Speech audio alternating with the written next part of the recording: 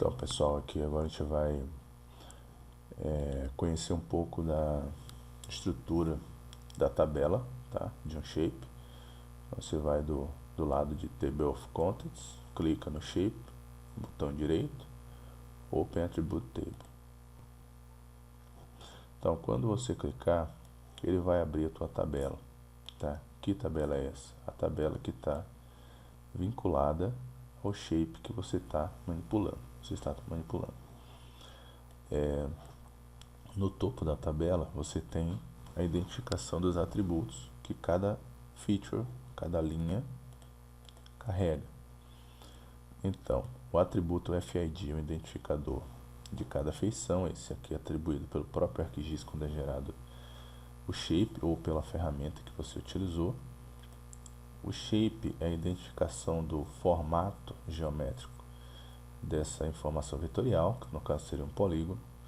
O ID, normalmente, é uma identificação gerada pelo produtor daquele dado. E aqui são dados atributais gerenciados por quem produziu o dado.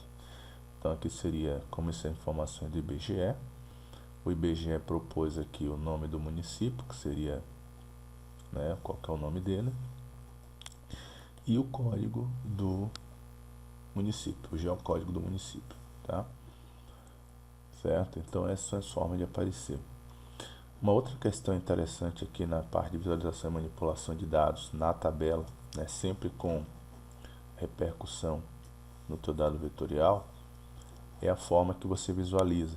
Então observe que eu vou selecionar um conjunto de linhas, eu cliquei e arrastei aqui, sempre do lado esquerdo aqui, fora da tabela, e ele vai selecionar um conjunto de linhas.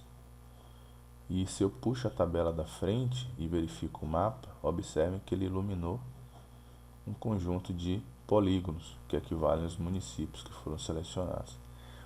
Então, lembrando que como são estruturas linkadas, o que você faz numa, reproduz na outra. Vou fazer o procedimento inverso. Eu vou clicar num objeto, vou limpar a seleção, clicando no Clear Features. Vou clicar no objeto. Aqui não apareceu nada, por quê? Porque está mostrando toda a minha tabela. Se eu vier nesse botão Show Select Records, ele só vai mostrar as opções selecionadas. Clico nele, é uma espécie de filtro. Então, esse objeto que foi selecionado que equivale à Querência do Norte. Esse objeto selecionado equivale a Cruzeiro do Oeste. Então, observe que eu estou fazendo a seleção do processo inverso. Em vez de selecionar na tabela e mostrar no mapa, eu seleciono no mapa e ele mostra na tabela. Tá? E se eu quiser que mostre todos os meus objetos que tem dentro desse shape, que são 399, um está selecionado em 399, e eu clico na opção Show All Records, ou seja, mostrar todos os campos, todas as informações gravadas, e ele vai retornar a condição inicial, beleza? Eu quero também tirar a seleção, e aqui na própria estrutura de tabela eu venho na opção Clear Selection, ok? Tá. Uma outra questão, você está trabalhando com um projeto e você não sabe posicionalmente onde é que está aquela informação, mas na tabela você já encontrou. O que é que você faz? Você clica nesse objeto, tá? E automaticamente vai na opção Zoom to Select. Quando você fizer isso, ele vai dar um zoom e centralizar o objeto que você selecionou na tabela, tá? Na tua tela. Então, uma forma rápida e prática de você encontrar a feição que você está procurando. Uma outra questão, eu vou tirar a seleção, no Clear Selection, eu vou selecionar esses 3 municípios. Observe que aqui, como eu tinha dito, eu só selecionei um, mas eu quero que mostrar os 3 aqui na tabela.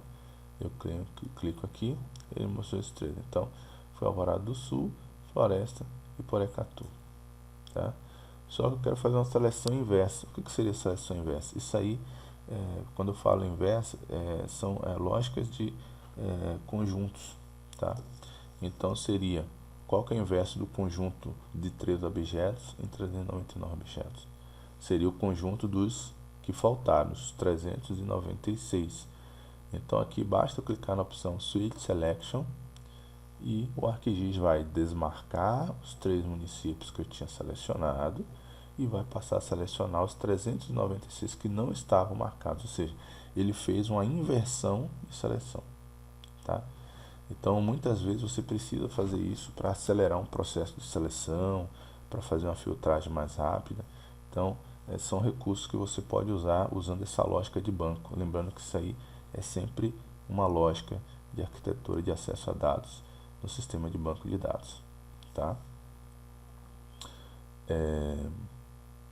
Uma outra questão aqui, então vamos aqui abrir todos, vamos limpar a seleção, então a gente já viu isso aqui, vamos dar um zoom, né? Um zoom full extend, isso aí vocês já viram, que é o planetinha,